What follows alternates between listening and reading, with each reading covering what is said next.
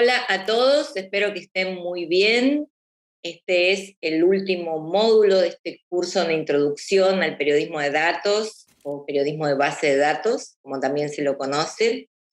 Y vamos a continuar aprendiendo Excel. Es una de las herramientas preferidas que usamos para procesar grandes volúmenes de información, incluso para procesar volúmenes más pequeños. Siempre Excel nos da muy buenas respuestas para todos los interrogantes que tenemos cuando estamos trabajando con datos y muy especialmente cuando los datos son numéricos. Voy a compartir con ustedes una hoja de cálculo sobre la cual vamos a hacer algunos ejercicios. Por ejemplo, yo estoy trabajando sobre Excel Online aquí en este momento para que visualicen mejor los atributos de cada una de las operaciones matemáticas que vamos a aprender a hacer en esta hoja de cálculo. Aquí tengo una lista de países y aquí una lista de datos que corresponden a 2010 y datos que corresponden a 2020. Los datos podrían tener cualquier atribución, podrían ser personas de una determinada nacionalidad que ingresan a un país si estamos averiguando cómo es un proceso migratorio, y en este caso yo coloqué países que son de América Latina con determinadas cantidades numéricas que se corresponden con 2 años, el año 2010 y el año 2020. Entonces, primero vamos a aprender a cómo hacer sumas. Esto es muy sencillo, simplemente marcan la primera celda y la llevan hasta la última celda que tiene datos. Una vez que hicimos esto, vamos a ir acá a donde hay un símbolo que representa la suma, es una letra griega, es el símbolo de la sumatoria, vamos a hacer clic y una vez que damos enter ya tengo la suma perfectamente calculada. Lo mismo podría hacer con la columna que se corresponde con el 2020, ¿sí? Marco la suma y allí me queda el cálculo de manera perfecta. Yo puedo borrar este resultado y sabiendo que esta es una suma, Excel interpreta que voy a querer hacer lo mismo en la columna al lado. Por lo tanto, si no quiero repetir el procedimiento, puedo marcar la columna donde tengo el resultado y simplemente estirar para tener la misma fórmula en la misma columna y así obtener la suma. Sería lo que está en verde en la columna B, el resultado, la suma de todos los datos que aparecen en el año 2010 y de la misma forma los datos del 2020. Ahora, supongamos que necesitamos hacer una resta, una diferencia neta entre dos valores. Yo aquí tengo en la columna C, fila 2, el dato que se corresponde con México del 2020. Y aquí en la columna B, fila 2, el dato que se corresponde con 2010. Supongamos que yo quiero restar un número y otro. Entonces, ¿qué voy a colocar? Siempre la fórmula comienza con un signo igual. Marco la fórmula de 2020 y le digo menos la fórmula del 2010. Y simplemente con autocompletar yo completo las restas. Todas estas son restas que se pueden hacer simplemente con que ustedes hagan el cálculo en una sola celda, lo pueden estirar hacia abajo y van a obtener el mismo resultado. Vamos a ver, yo voy a borrar los que aparecen de la celda 3 en adelante, marco la celda 2 y estiro la celda 1 de la columna B para obtener la diferencia neta. Y si ustedes observan aquí, en este sector, que es donde van colocadas las fórmulas, la fórmula es simplemente la igual C2 menos B2, que sería el atributo de la columna C, fila 2, menos el atributo de la columna B en su fila 2. Esto para calcular restas. Ahora, ¿cómo ordenamos de mayor a menor? En este caso vamos a suponer que queremos ver cuál es la mayor cantidad del 2010, a quién pertenece. Marcamos toda la tabla, vamos a la pestaña de datos, ordenar intervalo, como mis filas tienen un dato encabezado, marco encabezado y le digo que me ordene solo para 2010.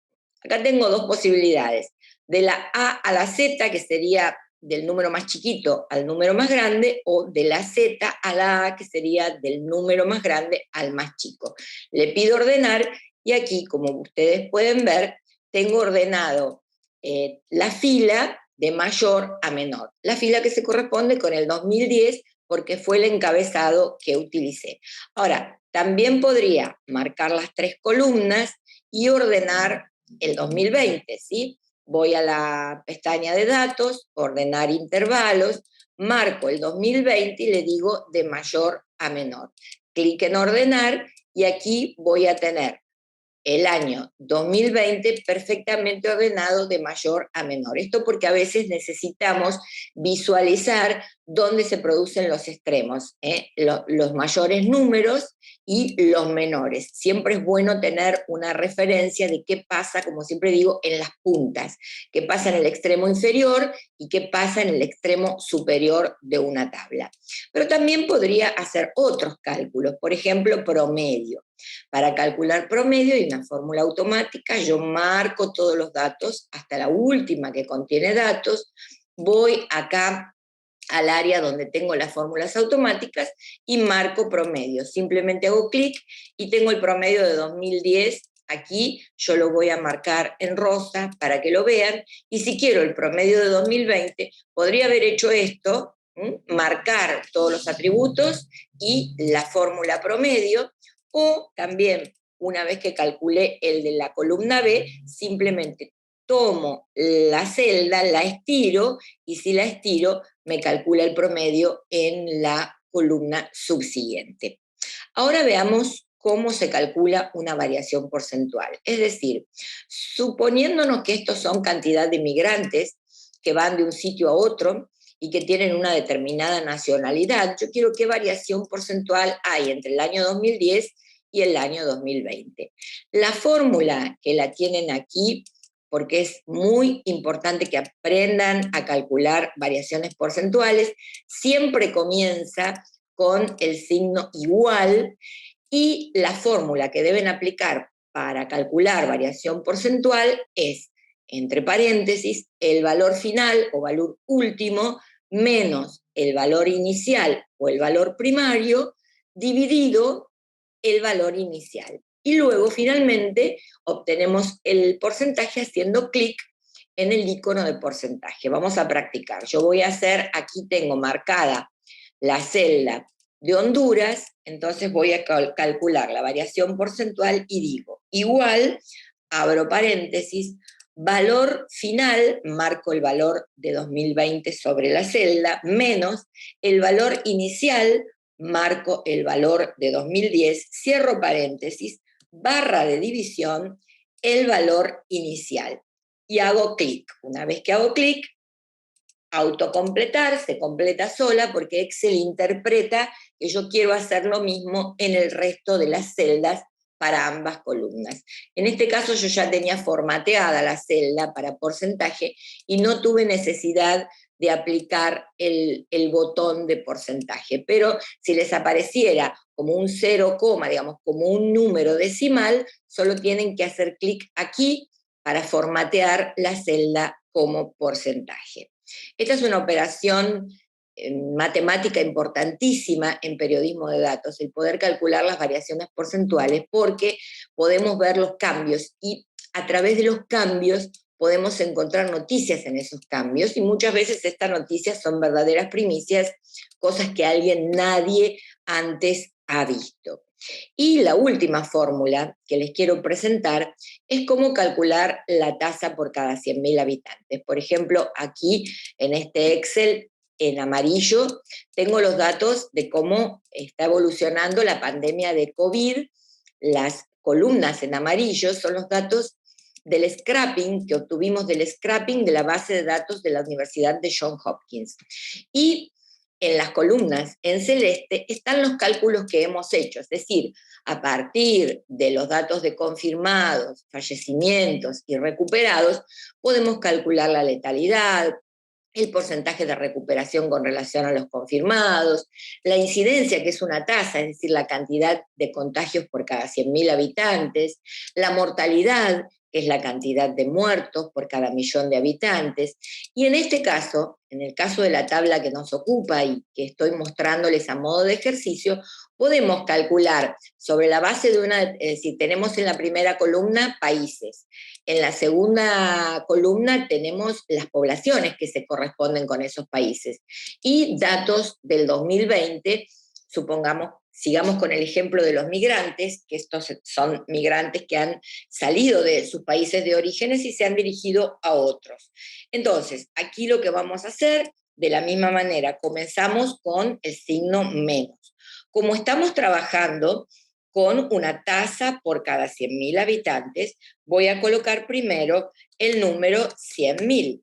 Luego voy a multiplicar con el símbolo asteriscos por la cantidad de residentes que se han ido, que es la celda C2. Cierro y divido entre la población. Y así tengo lo que sería la tasa de migrantes por cada 100.000 habitantes. Yo podría ordenarla ahora de mayor a menor para poder ver en dónde ha sido el mayor impacto. En este caso, en Ecuador. Vean que tiene la tasa más alta. Es decir, ¿qué nos permite? Voy a volver, aquí estamos nuevamente. ¿Qué nos permite una tasa por cada 100.000 habitantes? Nos permite comparar países, geografías, que tienen distintos tamaños poblacionales y ponemos a todas estas geografías en una misma base poblacional. Podemos hacerlo por cada millón de habitantes, podemos hacerlo cada 100.000. Esto depende de las cantidades poblacionales, del tamaño poblacional que tengan cada una de estas unidades geográficas. A veces estamos comparando ciudades chicas que tienen 15.000 habitantes o 20.000, y en ese caso deberíamos usar tasa cada 10.000 habitantes. O si son muy pequeñitas, que tienen 6, 7.000 habitantes, ese conjunto de ciudades podríamos usar una tasa cada 1.000 habitantes. Lo importante es que cuando comparemos geografías, utilicemos la misma base poblacional para poder analizar un conjunto de ciudades o de países y poner a todos sobre la misma base poblacional. Espero que practiquen con estos ejercicios a sumar, a restar, a ordenar, a calcular promedios, a calcular variaciones porcentuales y tasas para una misma base poblacional. Estas son las operaciones matemáticas más básicas para comenzar en periodismo de datos.